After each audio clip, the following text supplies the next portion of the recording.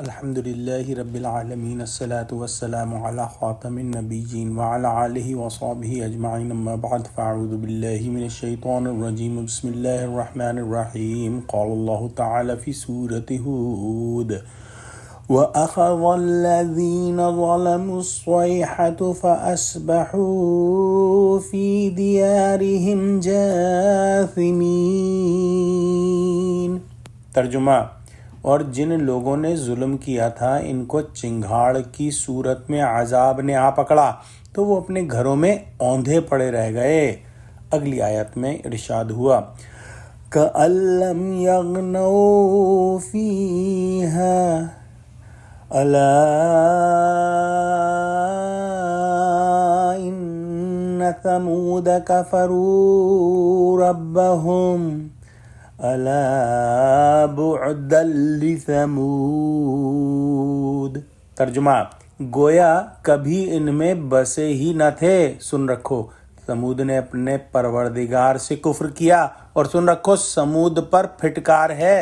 جب اللہ سبحانہ و تعالی کا عذاب آ جاتا ہے تو بڑے بڑے مجرم ڈھیر ہو جاتے ہیں، اور ان کا سارا تکبر، ان کی ساری چودراہٹ، ان کا سارا دبدبہ خاک میں مل جاتا ہے۔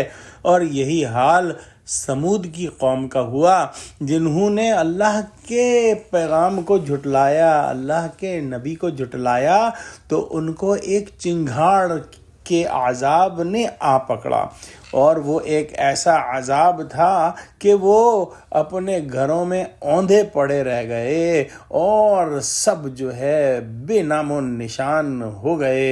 ان پر عذاب آیا اس طرح کہ رات کو پڑے سوتے تھے، فرشتے نے چنگھاڑ ماری، سب کے جگر پھٹ گئے۔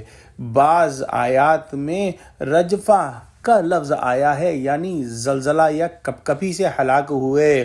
سورہ اعراف میں ہم اس واقعے کی تفصیل پڑھ چکے ہیں۔ جو بھی اپنے پروردگار کی آیات اور احکام سے منکر ہوں، اس کی یہی گت بنتی ہے، اور ایسی ہی پھٹکار پڑتی ہے کہ سن کر عبرت حاصل ہو۔